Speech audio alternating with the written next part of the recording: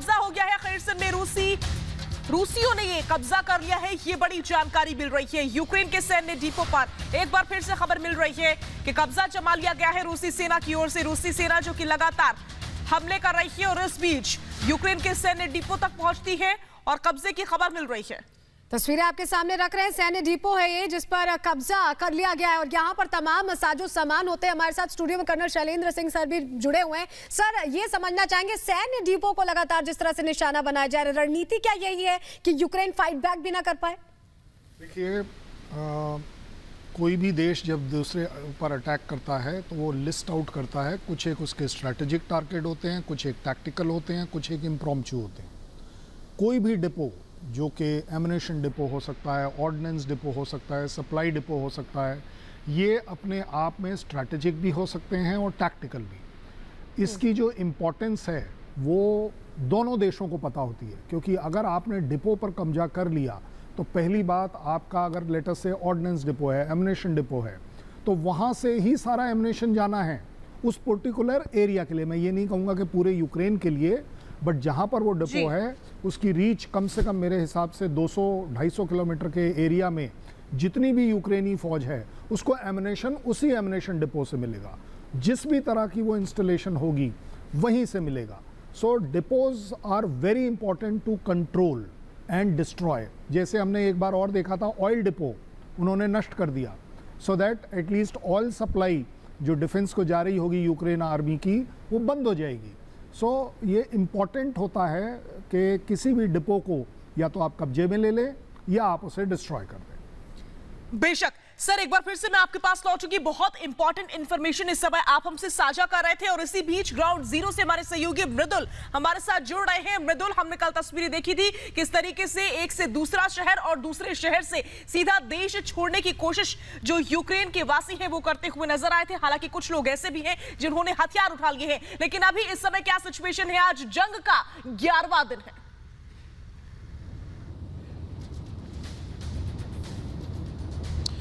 बिल्कुल, देखिए, और हमारी टीम जो है हर शहर में जा रही है। जो कल तस्वीरें हमने देखी थी, आप देखिए ग्रीन कॉरिडोर दिया गया, उसके बाद कैसे लोग अपने घरों को छोड़कर भाग रहे थे। उसके इतर हमने एक तस्वीर देखी जब हम सबसे करीब पहुंचे बेलारूस बॉर्डर के, और उस रीजन में हम पहुंच गए थे जहां से ये आशंका है कि रूस की सेना घुस सकती है।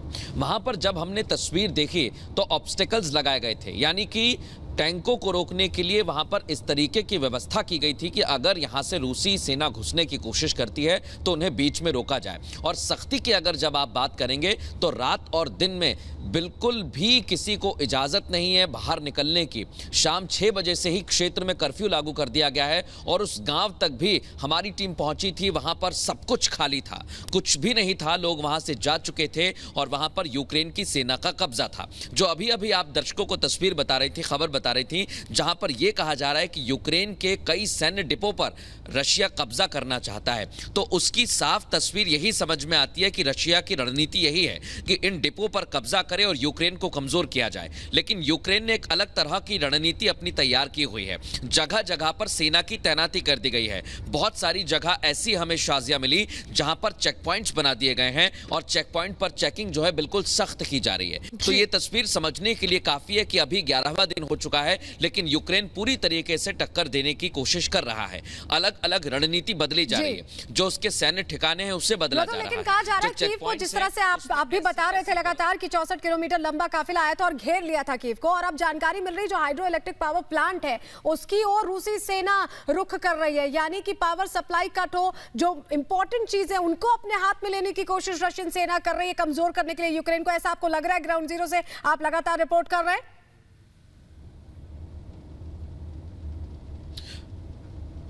बिल्कुल, देखिए, इसमें कोई शंका नहीं है कि बिल्कुल ऐसी कोशिश है, क्योंकि आप देखिए टीवी बनाया गया, उसकी साफ तौर पर रणनीति समझ में आती है कि टीवी टावर को निशाना बनाने के बाद सैटेलाइट थोड़ी सी कमज़ोर की जाए, क्योंकि यहाँ पर जो ब्रॉडकास्ट हो रहा है उसे कमज़ोर करने की कोशिश है। लेकिन उसके इतर लगातार यूक्रेन ये दावा भी करता है कि हमारे यहाँ इलेक्ट्रिक सप्लाई लगातार चालू है, हीटिंग फैसिलिटी कोई दिक्कत नहीं आ रही है, इंटरनेट प्रॉपर चल रहा है, ऐसा यूक्रेन की तरफ से दावा किया जाता है। लेकिन जब आप देखते हैं ये तस्वीर क्षेत्र में, तो आप समझ सकते हैं कि हाँ, यहाँ पर कोशिश यही है कि उस जगह पर निशाना बनाया जाए, उसको कमज़ोर किया जाए, क्योंकि अगर यहाँ पर इलेक्ट्रिसिटी को कमज़ोर किया जाएगा तो बहुत ज़्यादा दिक्कत होगी। और सिर्फ यूक्रेन में सैनिकों को या सेना को ही दिक्कत नहीं होगी, जो सिविलियंस हैं उन्हें भी बहुत ज़्यादा दिक्कतों का सामना करना पड़ सकता है। मैं इस समय सड़क पर हूँ और मैं आपको लगातार तस्वीरें बता रहा हूँ। मैं दर्शकों को ये भी बता दूँ कि हम बाहर की तस्वीरें इसलिए नहीं दिखा सकते हैं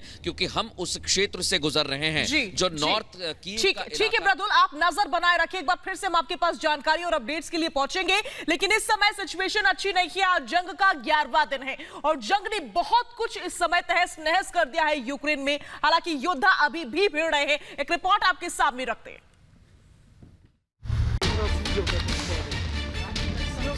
बीते 11 दिन से यूक्रेन के कई शहर ऐसे ही जल रहे हैं। ये तस्वीरें यूक्रेन के चेरनीहिव की है, जहां रूसी सेना ने जमकर तबाही मचाई है।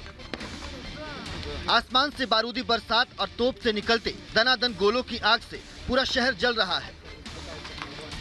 बताया जा रहा है कि चेरनीहिव में रूसी सेना ने स्कूलों और ऊंची इमारतों को निशाना बनाकर बमबारी की है।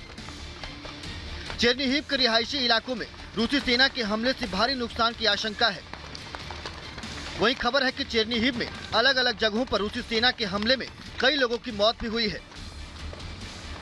आपको बता दें कि जंग की शुरुआत में रूस ने रिहायशी इलाकों पर हमला न करने की बात कही थी, लेकिन यूक्रेन का दावा है कि रूसी सैनिक रिहायशी इलाकों में भी बम बरसा रहे हैं। वहीं बमबारी में लोगों की मौत को लेकर रूस का दावा है कि यूक्रेन की सेना आम लोगों को ढाल बना रही है। Bureau report, Republic Bharat.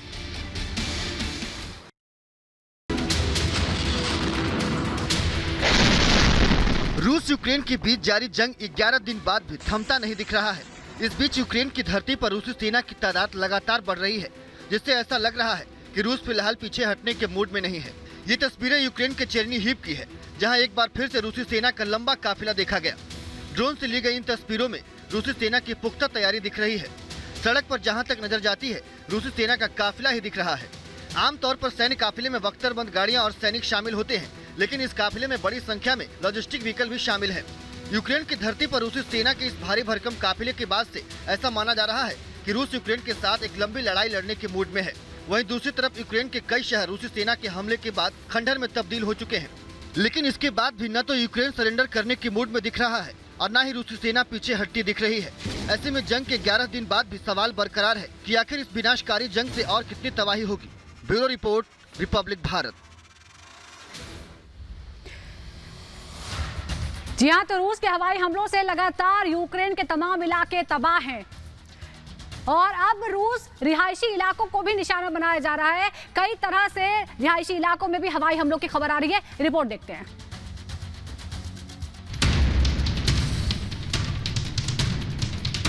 Ukraine को पूरी तरह से नेस्तनाबूद करने पर आमादा रूस आर पार की जंग के मूड में है। यूक्रेन के तमाम शहरों पर रूस के हवाई हमले जारी हैं।